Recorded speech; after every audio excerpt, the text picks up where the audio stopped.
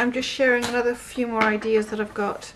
This is some lovely feathers that I got ages and ages ago, and I'm just going to bung a load of glue at the end of them to hold them all together, like so. Get them all even, cover it all with glue. I mean, all the lovely actual feathery bits will hold that together as well. I've also got some good threads that I've had for years from doing the upholstery that I used to do, and I just want to double them up, and because there's so much glue on them I don't even have to knot it, and just wrap it round tightly. Now I can put this on the end of a stick if I want to. I could have wrapped a stick inside it like so, and of course I don't have to knot this because you just have to pull it really tight, because all the glue will just set in place and you've got a little paintbrush. And that's how I do all my paintbrushes. And I do it round a brush if I want to, you know, an old paintbrush, if I want a long stick on it. And I mean, you could put muscles around there, but I don't think I need it. So there's a paintbrush. I've had these for years. I was going to make eyelashes out of them for a model and I never did it. Apart from that, there's also this. This is a piece of carpet I pilfered, and I'm going to try using that. That has actually got some sealant on it. I think it's got some glue on it, so it's hard, but I've got some more in the cupboard which I'll find, which is soft, so I'll try that as well. But of course, unless you wash it each time, and even then they're all just going to get harder and harder, so you really have to more of a sort of weird mark. And this is a lovely piece of rope, and I found that they sort of rot after a time, so it's quite nice to keep a long length because you just cut it off, you know, instead of making a brush out of it, because you put the effort into making a brush out of it, it just ends up rotting and you end up with nothing. So a piece of rope's good. And then I've got these other pieces of rope that are made out of straw and stuff, so see what they do. And again, these rot, and I know they do, so I ain't gonna make a brush out of them. These have got a little tie of the corn round it.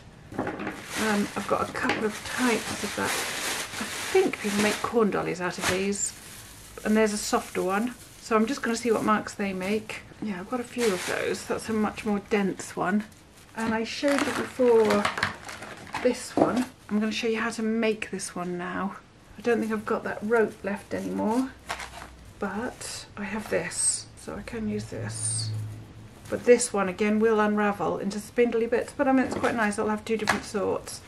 So I would just unravel it, and I would just get two pieces of card. There, just a square piece of card which I can fold in half. Okay, fold it in half. Then you get this, and I just looped it. Oh no, what did I do? I actually wrapped it around the card. That was right. Get something big enough. Here, there's a book here. So I'm just going to wrap this around the book, so to make the lengths. 1, 2.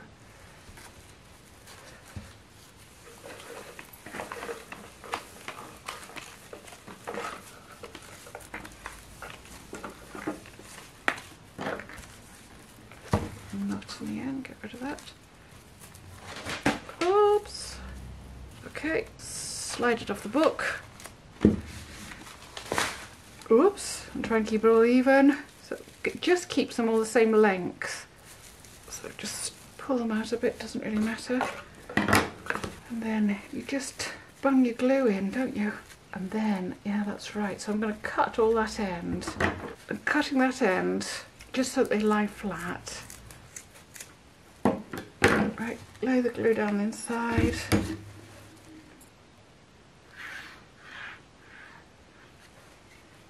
Make sure there's plenty of it, and then lay your rope down, and it's unwieldy. I'm just going to put them side by side. Oh, I know what I did. That was a good idea. I put fabric on it. Had a piece. That's what I did. I'm just going to cut a strip of fabric. Yeah, what I did was sort of fix them down with fabric, just to make it so that they'd stay more. Huge amount of glue in that bit. It really just depends what you want out of this. I mean, it's pretty difficult to handle at the moment, but it won't be once it's all glued down. And this is really good because it really helps them all to stay together. And then you can put more glue on top. And these are huge, aren't they? You can do them much smaller than this. Need some more glue.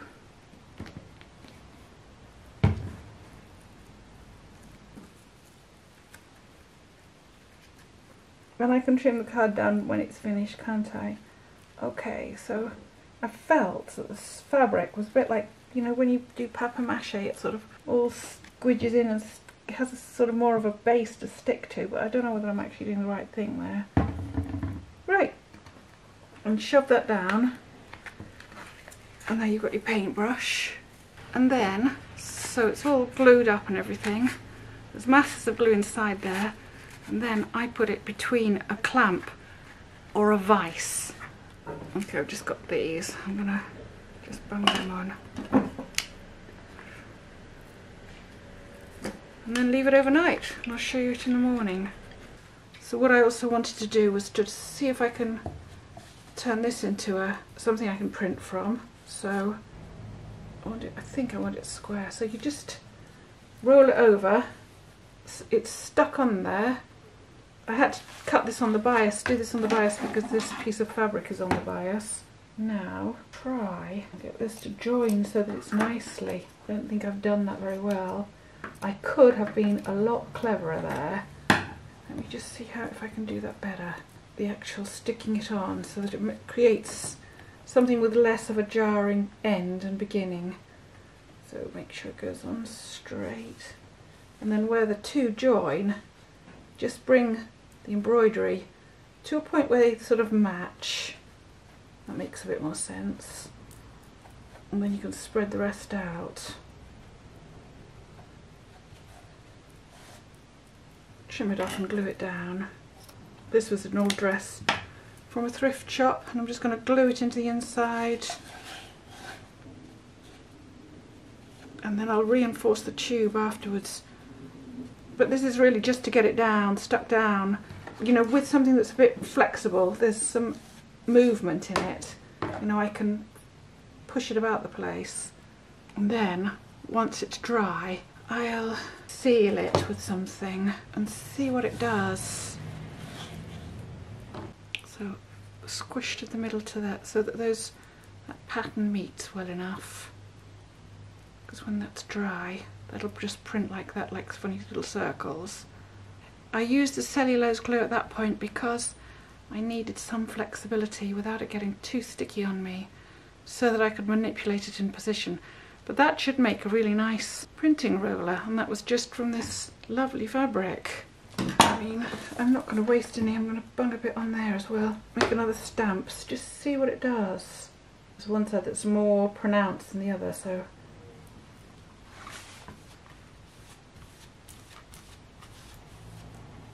okay,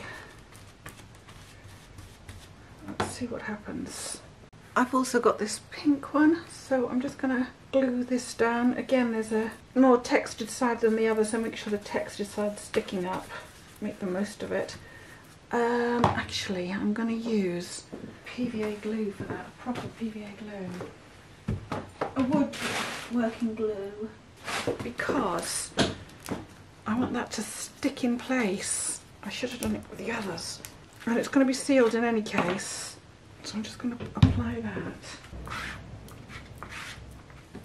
It's more likely to stick, that is. That's the right way up. Again, I should have been a bit more careful with it all. You could have it so that it didn't appear to have an edge. Just, yeah, let's get that off there.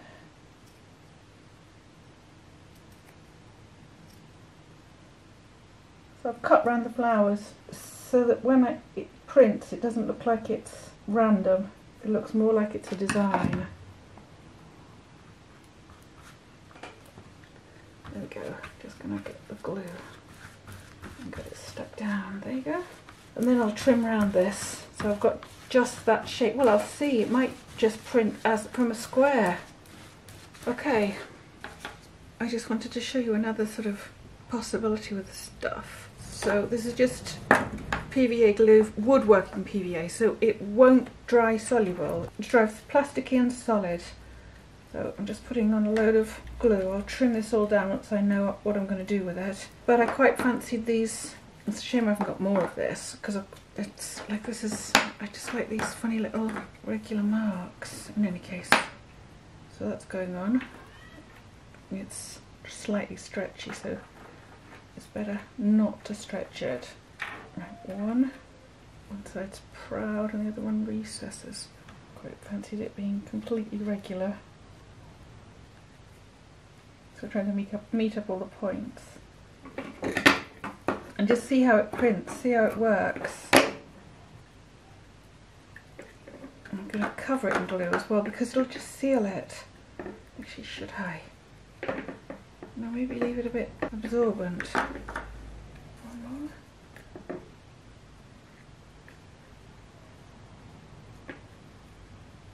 Right, so that's one.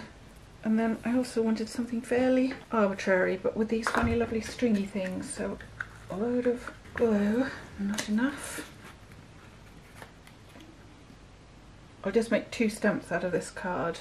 I just want enough so that it's going to stick on.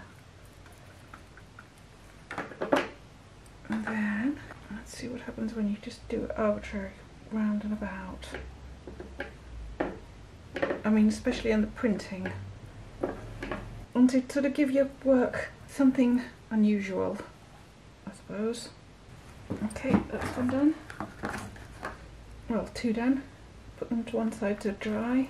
Making another mark making template. So I just put a dollop of glue and then I'm going to sit it down with something heavier on top of it. So do a couple more.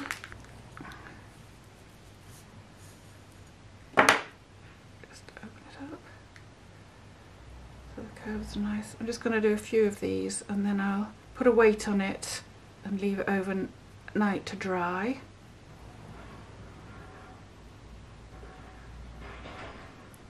I like it when the curves are smooth and interesting.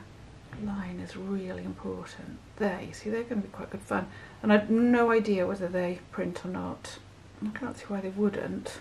Another thing is just put with the pipe cleaners, is just cut them in half and make a little knot in them. You've got these lovely little shapes.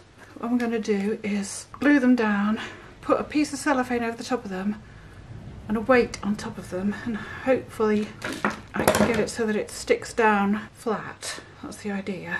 So these have all got glue on them. A bit more glue. Just got good quality wood glue again. PVA glue. It's for a load of abstracts I'm going to do, and they will be for sale on the website, and they'll be inexpensive.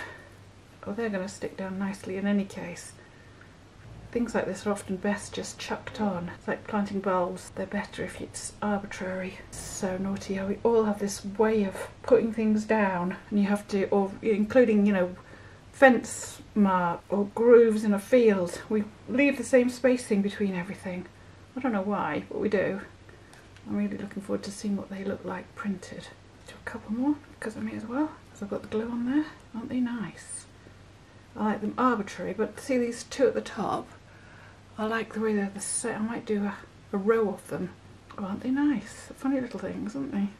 Right, I'm going to put some cellophane over it. I've got some green. Then I'm going to put a weight on top of it. I'm going to sit it somewhere to dry. Use a book and then go and put a weight on top of it somewhere flat to dry.